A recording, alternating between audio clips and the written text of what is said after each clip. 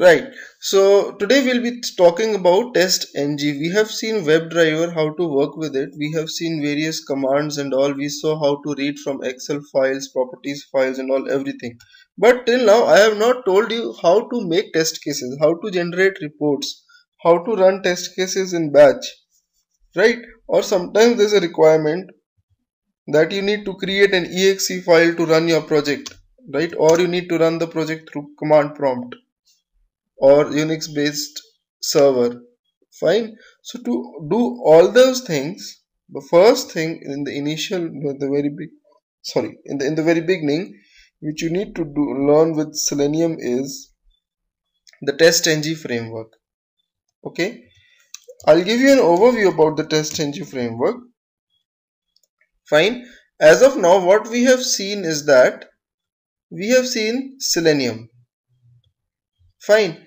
And suppose these are your various Selenium scripts which you have made. Suppose this is your one test case, second test case, third test case, fourth test case, fifth test case. So basically what I'm trying to tell you is that in the green box out here you have got just a minute, you have got Selenium. So these are my Selenium test cases. Now, what all do you need to do when you are running all the test cases, all the Selenium tests in batch? Fine. There are various requirements. There are various things which you would like to do. I would like to generate some logs. Logs means that suppose if I am running my 100 test cases and they are taking 2 hours to execute. Fine. So if they are taking 2 hours to execute, I need to know what happened at each and every minute.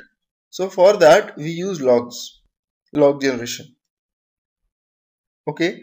Now apart from that, I need to read the data from some XLS file or an XML file or a property file.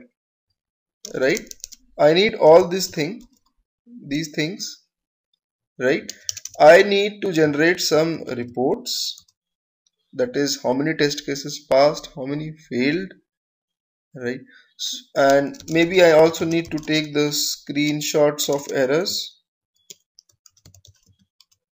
Fine. So apart from the Selenium test cases, I need these things as well, right? So how do I achieve all this?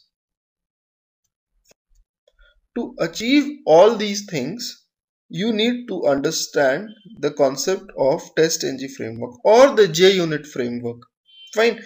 Now there are many frameworks, like you have got Cucumber as well. Like on my site I am releasing Cucumber modules as well. It's also a kind of BDD framework, behavior driven development. So these frameworks, what they do is that in the center they come up out here. You can use TestNg, you can use JUnit, you can use a BDD framework like JBehave or Cucumber, right? So all these frameworks, what they actually do is they do the collaboration work. They help you read data from Excel files, generate reports, take screenshots. They call the existing test case, whichever you want to call, in what particular order. If you want to repeat a test case, they can repeat a test case n number of times. They can also help you generate logs. So it's a kind of middleman. Okay, it's a kind of middleman, and you can learn any framework. Like in UK and US, like JBehave is or Cucumber is becoming very famous. Fine. TestNg is also widely used. People are shifting over from JUnit now. Earlier, a lot of people used to use JUnit. Okay, so let's start with TestNg. Let's learn TestNg. For Cucumber, JUnit and all, I have got videos on the website as well. You can, in your login account, you can actually watch the videos as well. Right. So we can now see how to use TestNg. We will now see, and for the first thing is that you need to install TestNg in Eclipse. You need to install it as an add-on in Eclipse. To do so, just go to Google and type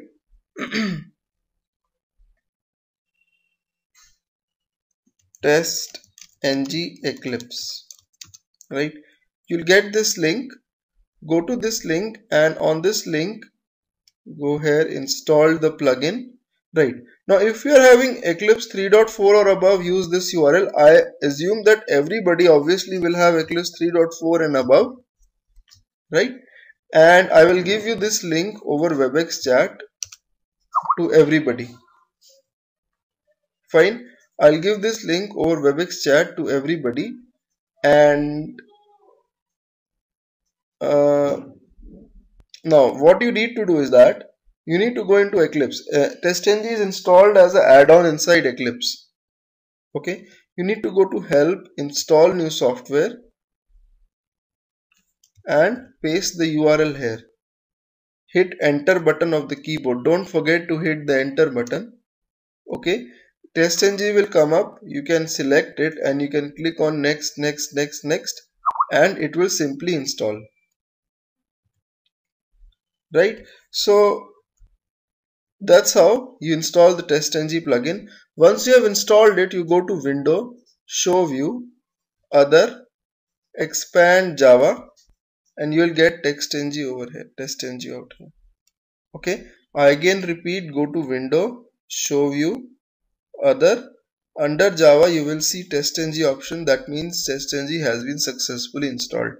JUnit as a framework is inbuilt inside Eclipse. You don't need to install it separately. It comes inbuilt inside Eclipse.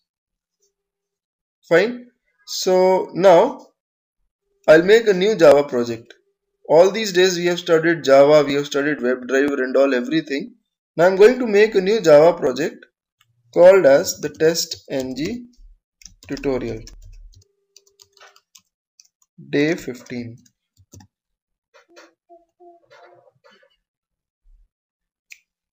Okay, so now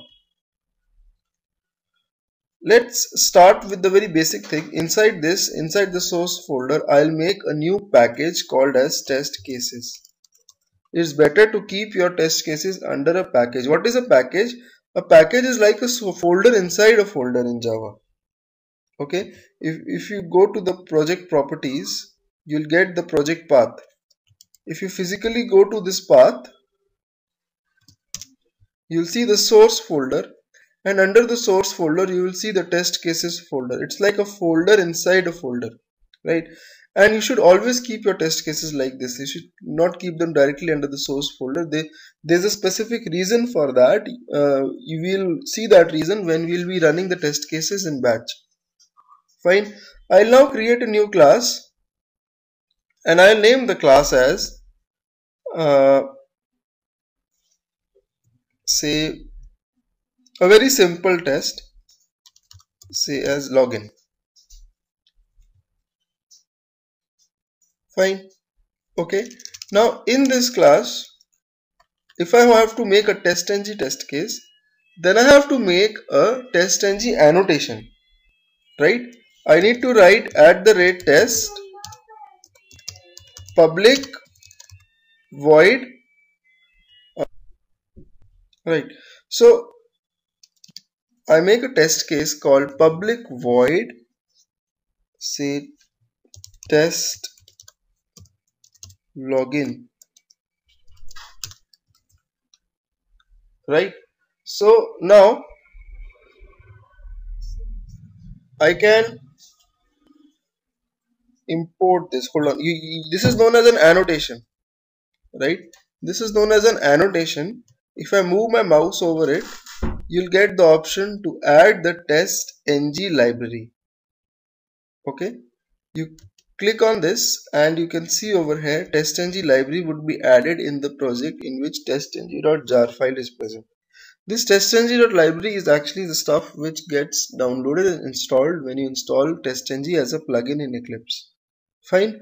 Once you have installed TestNg as a library, you can again move your mouse over this error and select import test from org.testng.annotations. You import this test annotation. Now this test annotation represents that this is a test case. Okay, inside this test case we'll be writing our Selenium code, right? Suppose I write over here system.out.println, this is login test. Fine. Suppose if I have to run this test now, how do I run it? You right click on the file and select the option run as TestNg test. Okay, select the option run as TestNg test and you will see that, hold on, yeah, in console you will see an output like this. Total test runs were 1, failures were 0, skips were 0. Okay, along with that you see the output, this is login test is getting printed, pass test login, right? If you go, if you'll see another tab inside the results panel of Eclipse. It will be out here, this one, results of running class login.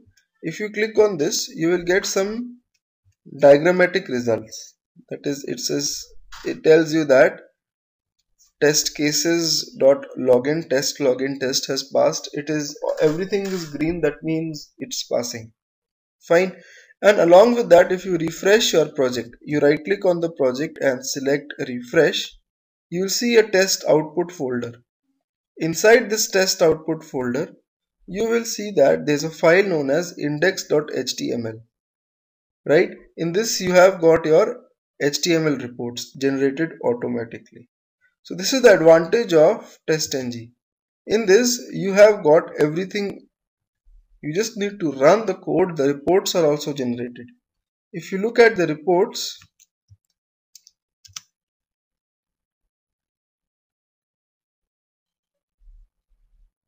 these are the reports. Fine. Click on show, test login will appear, right? So it's passing. Fine. Now this report is not so user friendly. In some time we'll be seeing how to generate TestNg XSLT reports. Okay. What do you mean by TestNg XSLT reports? They look something like this.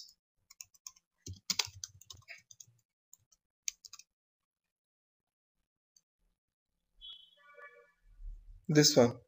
A kind of pie chart is there inside it, right? So now it's a better report. We'll see that later on, but let's study the features of Selenium out here, sorry, features of TestNg out here. Fine. Now this is a very simple test called login test. Can I put multiple test cases or test functions in a single file? Yes, I can do that. Suppose I make another test known as public void change password. So after login, I want to change the password. So I write over here change password test. Right. Now after changing the password, I may decide that I want another test case to be executed to say do logout. I want to log out of the application. Just taking some simple hypothetical scenarios. Right. Logout test. Fine. Now if you run this login.java, right click on it, run it as a TestNg test, you will see that all the three tests would come here. Change password, do login and test, do logout and test login. But the sequence is little weird. What I wanted was test login should be first, then change password and then do logout, because I have given them in a particular sequence in this file, right? I want it to execute as per the sequence, but it is actually not getting executed like this. Change password is getting executed first, then do logout and then test login, which is absolutely incorrect. If you look at the console as well, in console you will see the outputs printed like this. first change password is printed, then logout test, and then this is login test, right? This is not at all what we desired. Fine. So don't be under the impression that the sequence in which you will write your test cases, they will be executed in that sequence. No. You have to make the test cases dependent on each other. Fine. For example, change password is dependent on login test. Only in case the login test successfully executes, and if it never fails, then only I should execute my change password test. Fine. So out here you have to put some arguments in front of this test function, and you have to write depends on methods. Okay, this test function, it depends on following methods, that is test login, like this. That is, only if test login gets executed successfully, this test would execute, right? Similarly, the logout test, it depends on the login test as well as change password. You put it like this. Only if when both these tests have successfully executed, the logout test will be executed. Fine. So if you run this as a TestNg test, you will see the output that this is login test, change password and logout test, which is absolutely correct now. Fine. So if you look at this output, this is also in the sequential order in which we expected. Fine. But in case, suppose this test fails, I'll talk about failing the test cases and all in some time. In case this test is failing, right, then this thing will not be printed. Sorry, so then change password and logout test will not be executed. I'm sorry. This test login will continue, it will fail. If in case it fails, both the tests would be skipped. Okay, so now we have seen how to make simple test case, run the code, and it will present a pass output. But we can also skip the test case, or we can also fail the test case. How do we do that? Fine. Suppose I make a new class over here. Fine. And out here I will just name my class as Gmail. Fine. In the Gmail I have got two test cases. @test public void check mail and @test public void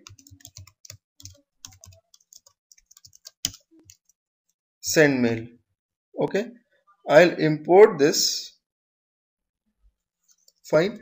And you print over here system.out.println checking mail and system.out.println sending mail. So what I want to tell you is that I want to tell you how to skip the test cases, or how to you can say fail the test cases. Why do you need to skip the test cases? Generally what happens is that, telling you a practical example, we keep the test cases in an Excel file like this when we make the framework and all.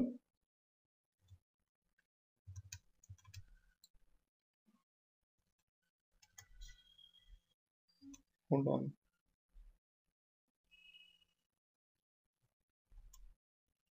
Where did I? Yeah, we can keep the test cases. Yeah, tell me. Actually, I have a doubt before we get related to other topics. So we keep the test cases like this, and we keep the run modes. That is, run mode no means that we don't need to execute the test. Run mode yes means we need to execute the test, like this. Okay, so if the run mode is no, I will need to skip the test case, right? To skip the test case, you have to write a line, throw new skip exception inside the test case, that is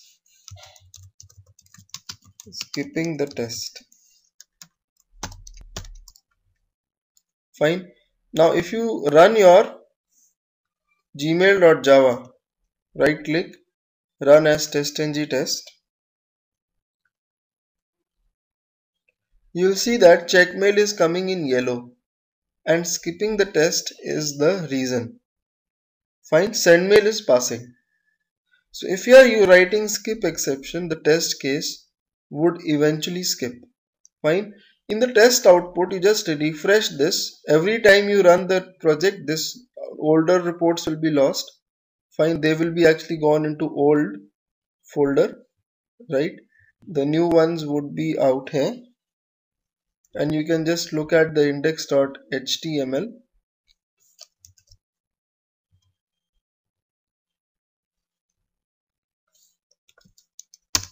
You'll see that there are two methods which got executed. Check mail is skipping. There's a message coming over here. Send mail is passing. Fine. So it is passing over here. These reports are not so user friendly. We'll be we'll be testing user friendly reports as well. Fine. Now this is how you skip the test. Now how do you fail a test case? There are various ways. Fine. First of all, if you are sure that certain condition has not been achieved or some expected result is not as per the actual result, you can deliberately fail the test case,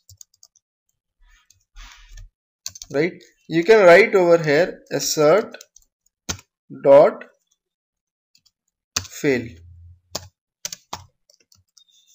It will simply fail the test case send mail. Fine. If assert is an internal class, okay, make sure you import org.testng.assert. Many times people make a mistake. They import org.junit.assert. JUnit is a separate framework. TestNg is a separate framework. Make sure you import org.testng.assert. Assert is a class which helps you to communicate with the reports. It helps you to fail test cases or validate stuff. It is present inside TestNg. It helps you to compare expected and actual results. Fine, or values. Okay, so if you are writing assert.fail, this will fail the test case no matter what. If I run my gmail.java as a TestNg test, you will see that sendmail is failing. Okay, and because sendmail fails, the whole flow stops. Checkmail is not executed because checkmail got executed after sendmail has been executed. So if I want that checkmail should execute first and then sendmail, I'll have to make it dependent. I'll have to write depends on groups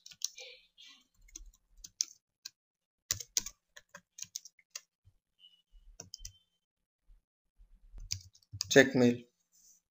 Okay, so if you run this as a TestNg test,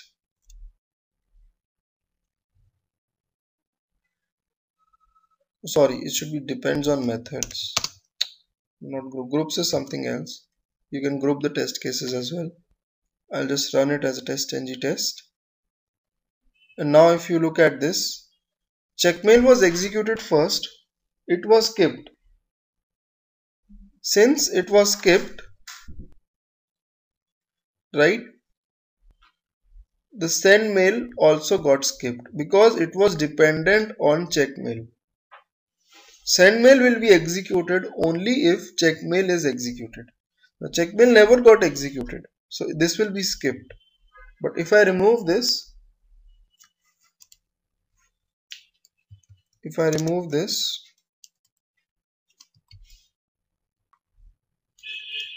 so now if you run this,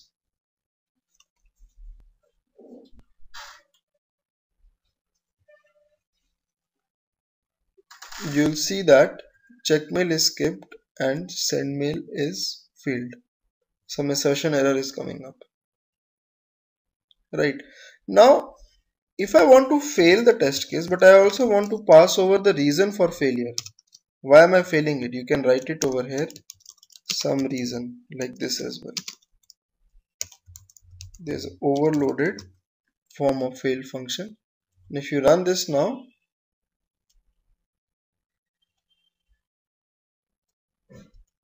you get the reason over here, some reason in the reports, right? Okay, now